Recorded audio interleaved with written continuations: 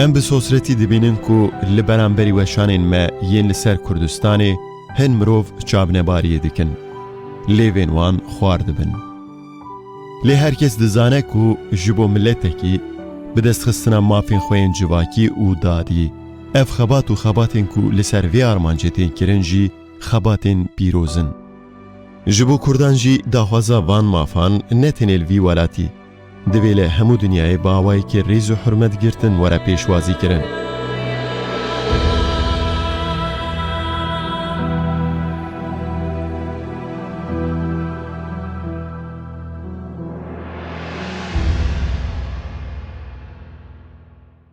عبدالرحمن ناجم كوري محمد بيجي كوري مولان بيجي جوان رو إيدي لقبهم بيه مولان زاده. مولان زاده رفات سال 1869 لإسطنبول جدايك بويه. دشتن در حق ویده گوتین زانین لدبستان ده هر واریده زاروککی زیرک تیگهشتی خباتکار و جیر بو. وی سردمه جبو مالباتین بجارین استنبول جی زور بو و درفت نبو که زاروکین خواه دبستان بلنده بدن خواندن. لی مولان زاده رفات مکتب حقوق شاهانه گودناف دبستانین وی دمیده یکمین دبستانه بلند بو قداند.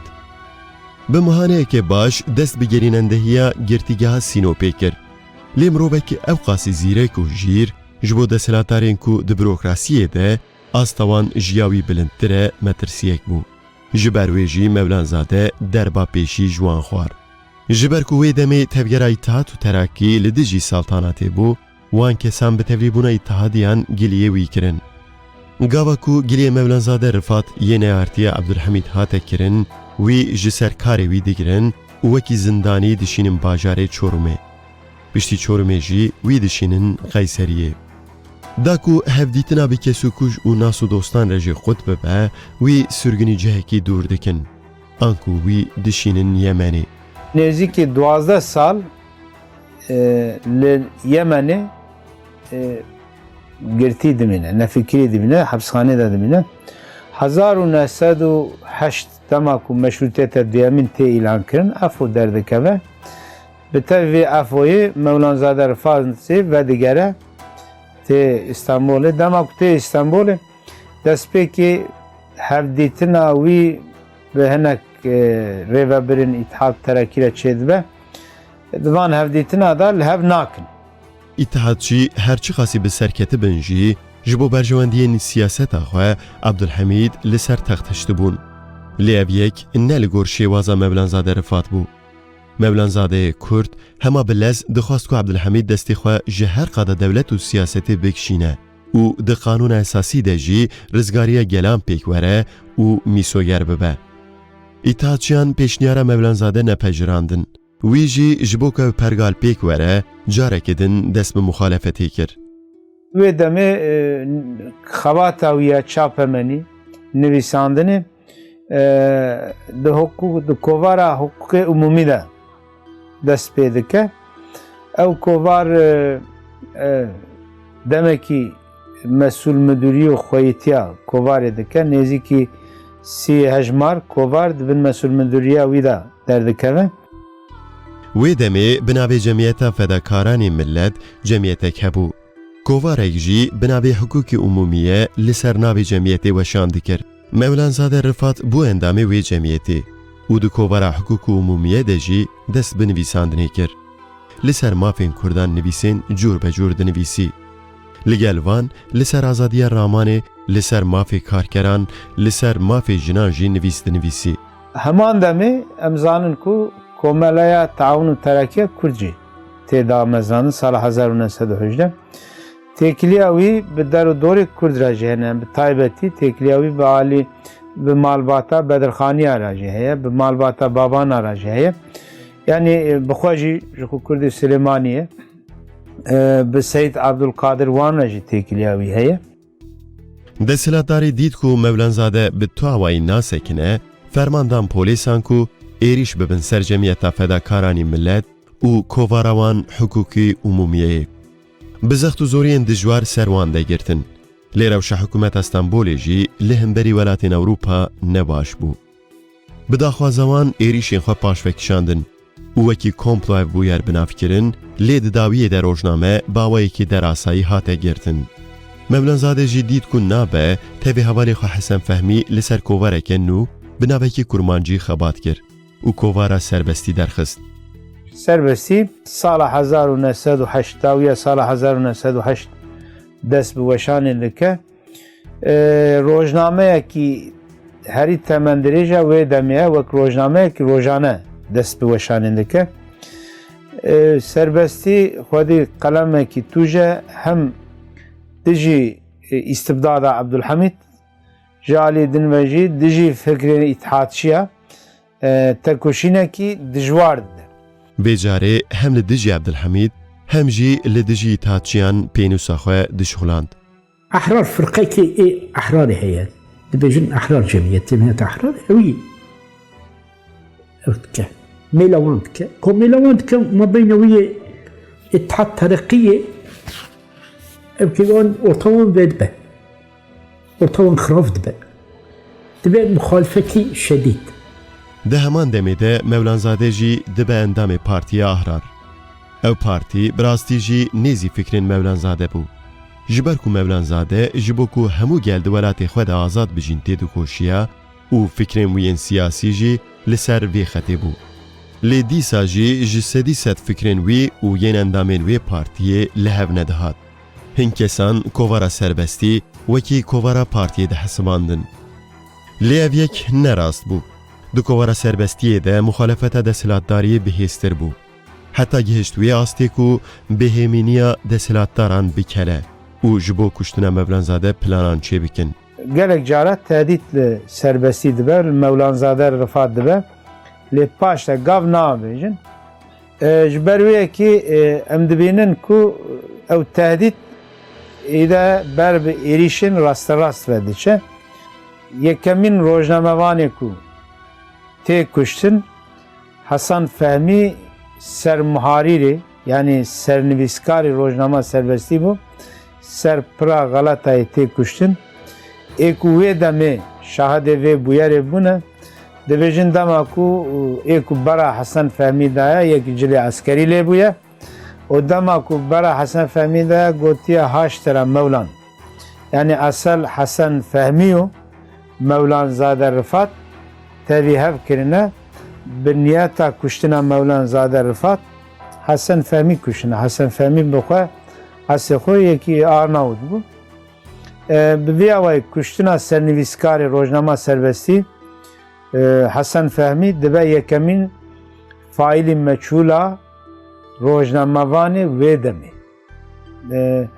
Piştî kuştina Hasan Fehmî roja din serbestî rûpelê xwe yê pêşî saye derdixîne tenê dibêje ji ruhê Hasan Fehmî ra El-Fatiha. Bi ku jê rastîn padîşahê wê demê Abdulhamîtê Duyemîn û desthilatdarên wê demê Jon Türk bûn. Cemiyeta İttihadiyan benim lêden here ev kêvan zafe. Yani sabıka ne? Bir sabıka ne tiştîvan tiştenda.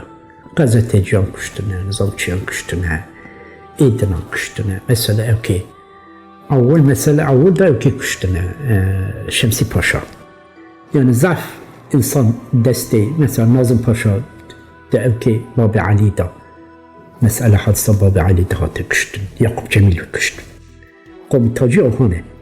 Hatta linç kirina ev ki Ali Kemal.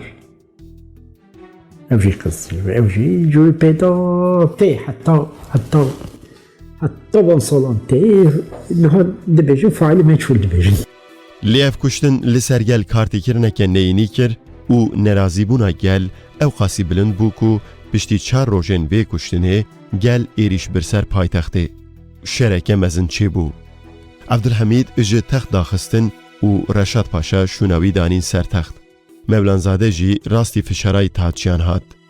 Mevlanzade Rifat û serbestî tên sujdar kirin. Ê kiryarê bûyerî Prens Sabahatîn û hevalê wî bûn.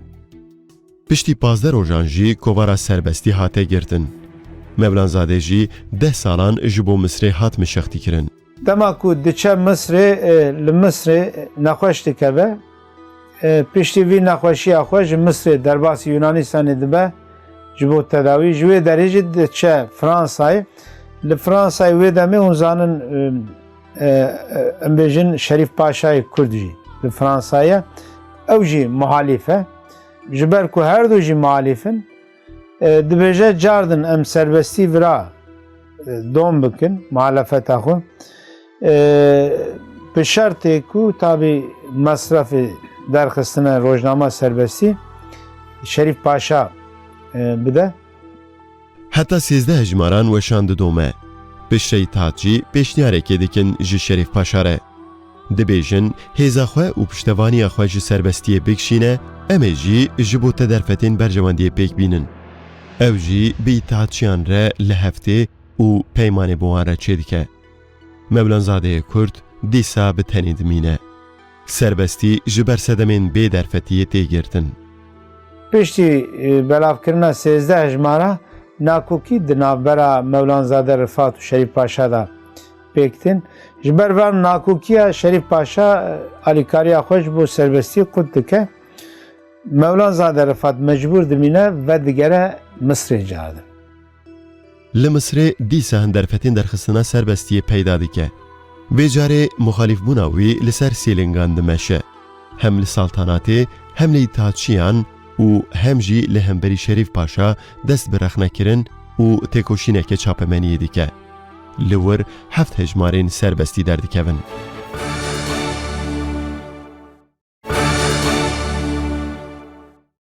Piştîvan 7 hejmara bi hewldanê hikûmeta İttihat û Terakkiya İstanbolê li Misrê ew alîkariyê wan qut dibe.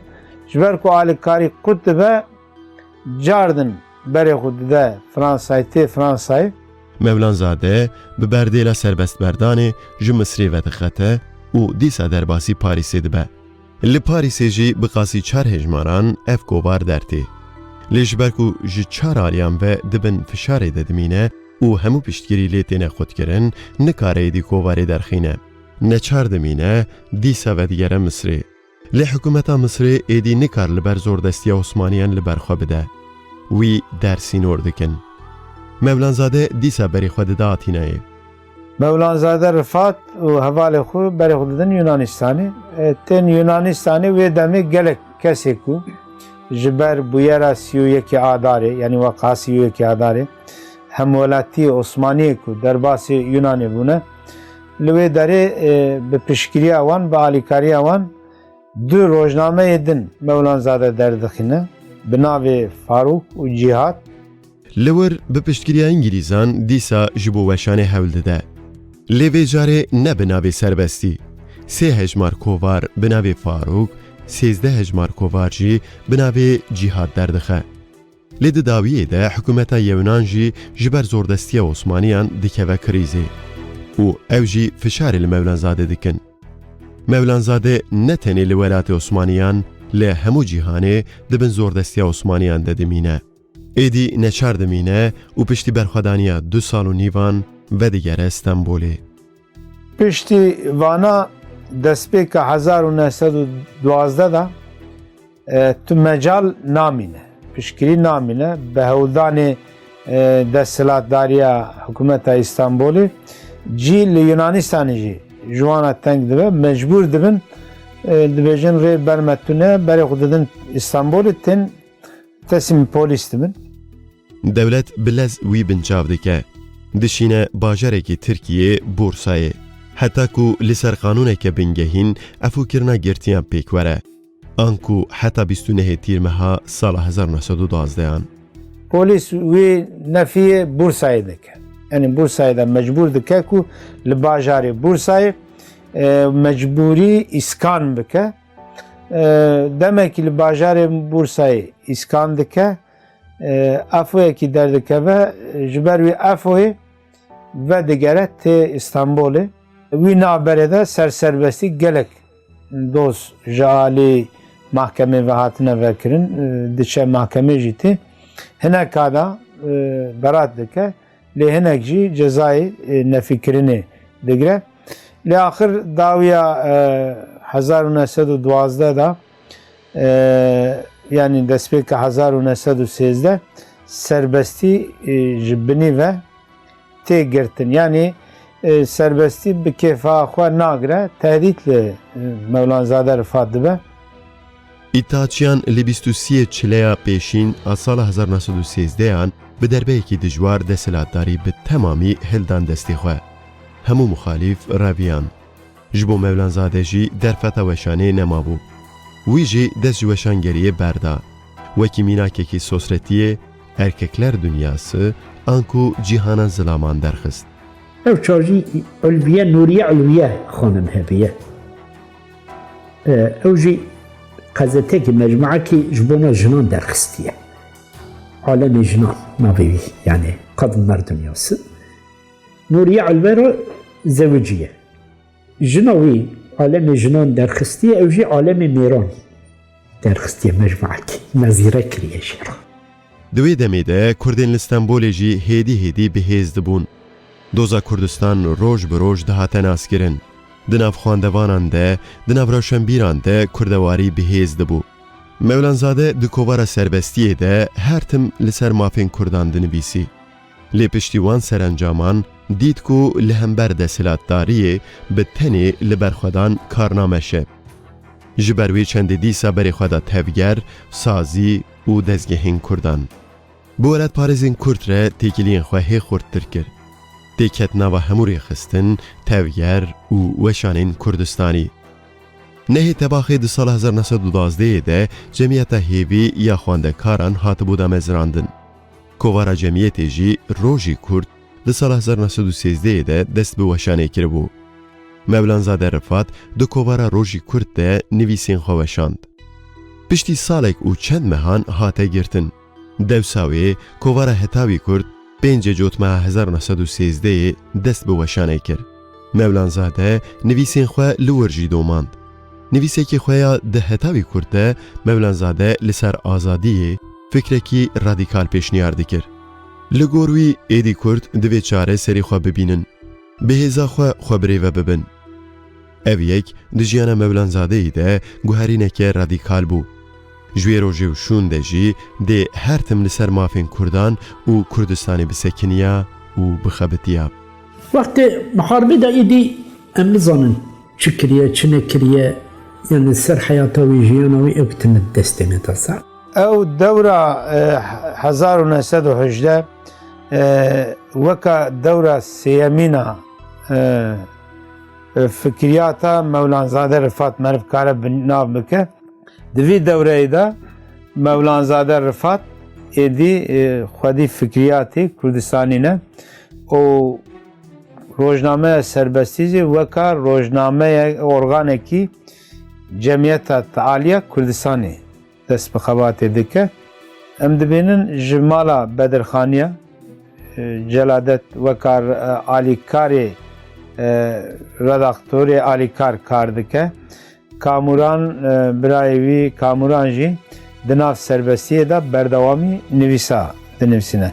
Yani her du birayê Bedirxanî di nav serbestiyê de weka nivîskar û kadroyê berdewamiyê serbestî kar dikin.